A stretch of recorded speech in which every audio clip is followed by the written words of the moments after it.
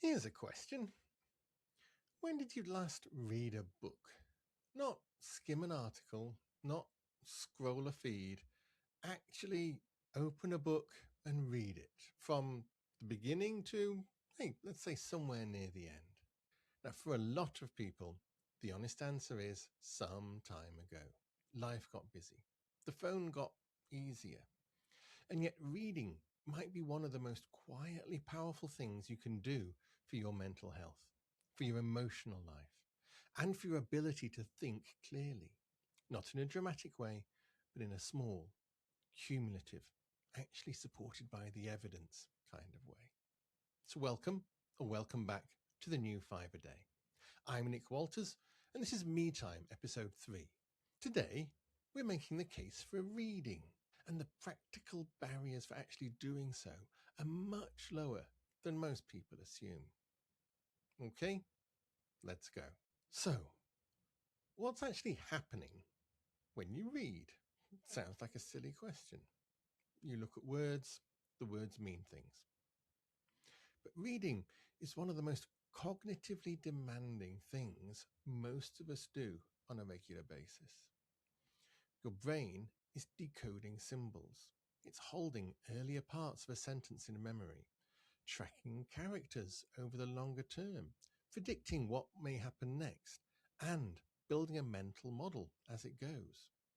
Now, all of that work matters because sustained, focused effort appears to strengthen the very capacities it requires, especially sustained attention, the ability to keep your focus on one thing over time. Modern life is specifically designed to fragment that. Every notification, every short video is competing for the same resource. Reading pushes back. It trains the mind to stay with something. There's also evidence from studies in adolescents and adults that reading is linked to stronger critical thinking, the ability to assess information carefully, weigh evidence against opinion, notice when an argument has a gap in it. Most of this evidence is associational, so we can't be certain reading causes it rather than simply that attentive people read more. But it probably goes both ways.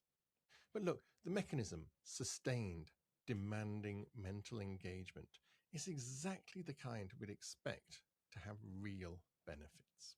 And here's the bit I find most interesting, and it's specifically about fiction. Now, there's a concept in psychology called theory of mind. That's the ability to understand that other people have their own beliefs, their own feelings, which are separate from yours, and to reason about what they're thinking, even though you can't directly access it. It's fundamental to empathy. It's fundamental to human social life. Now, it turns out that reading literary fiction, fiction with complex, ambiguous characters, appears to improve theory of mind measurably in controlled experiments. A well-known 2013 study published in Science found that people randomly assigned to read literary fiction performed better afterwards on theory of mind tests than those who read popular fiction or non-fiction. The idea is that literary fiction makes you actively construct a character's inner world rather than being told it. And that exercise strengthens the same mental muscles you use to understand real people. Now, I should say clearly, later research found the effect is real but smaller and more context dependent than the original study suggested. It depends on the quality of the writing and how engaged you are with it. A 2024 meta-analysis found consistent but modest effects across multiple studies. It's real, but it's not magic. What the qualitative research adds is the texture of what readers actually say. Older adults who read fiction regularly describe it as having genuinely changed how they understand other people. And popular fiction counts too, by the way. Thrillers, romance, genre fiction, any kind.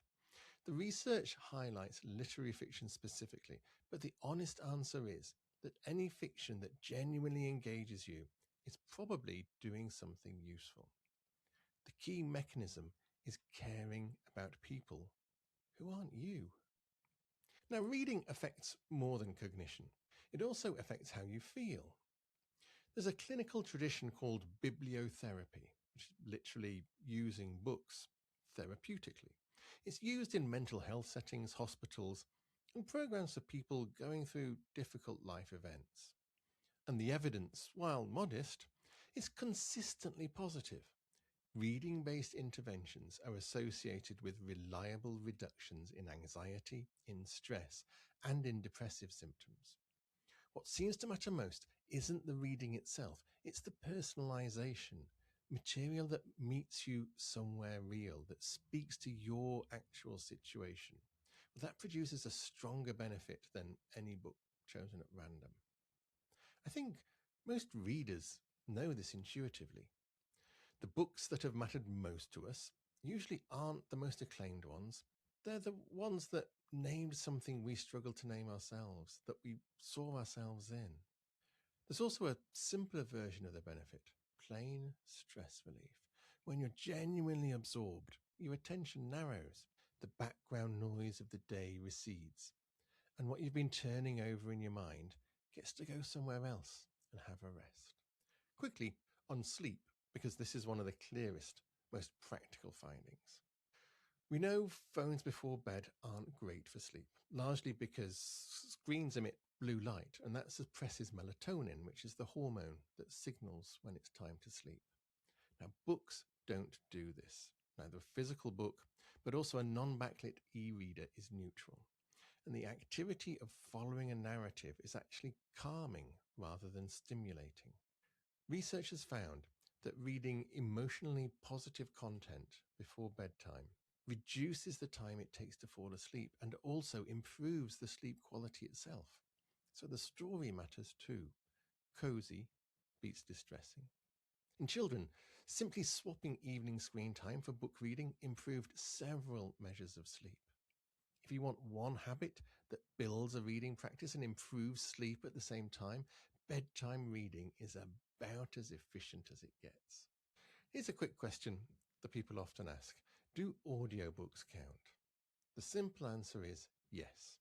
Research on bibliotherapy during illness has found listening delivers the same emotional and psychological benefits as reading with your eyes. The active ingredient is engagement with the narrative, not the sensory channel. For anyone who struggles with conventional reading, audiobooks aren't a lesser substitute. They're a fully legitimate version of the habit. The one place print keeps an edge is the sleep benefit, purely because of the screen issue. So for bedtime, try to stick to print or a non-backlit e-reader.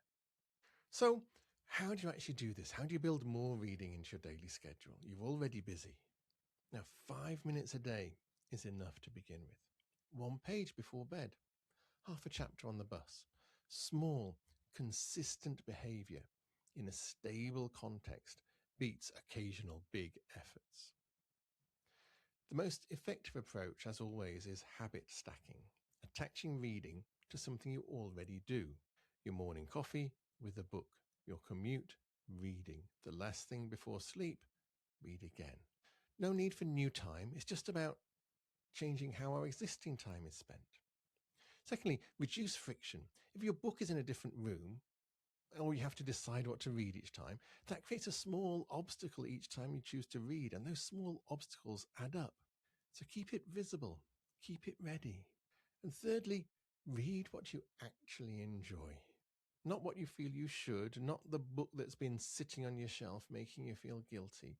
Enjoyment is key to the mechanism. Duty doesn't sustain a habit. If a book isn't working after 50 pages or so, put it down. You're not graded on completion. The goal is a reading life, not a list of titles you've finished. And fourthly, track, but lightly. Noting down what you've read, maybe just in a notebook or the notes app on your phone, that gives you a small but genuine sense of pleasure of progress. A gentle goal, a book a month, a book a quarter. That gives direction without pressure. Now, me time is pillar 4 of the new 5 a day, and reading sits right at the heart of it. It's accessible, almost universally so. It's free, or very nearly. It needs no equipment, no particular skill beyond literacy. And even that barrier is increasingly navigated by audiobooks. And the evidence across attention, empathy, emotional well-being, and sleep is consistently positive, even where the individual effects are modest. So here's what I'd like to leave you with. Books are one of the few things that make you feel like you have more time, not less. An hour with a good book sometimes feels more spacious, more opening than an hour with a phone. You come out of it feeling like you went somewhere rather than like you spent time nowhere in particular. Now, there's a companion deep dive with the full evidence base at www.new5aday.com. That's the number 5, along with a full citations list. Next episode, we're heading back to Pillar 5, Your People, and asking, how many friends do you really need? That's a good one. Please don't miss it. Until then, take care and maybe go read something good.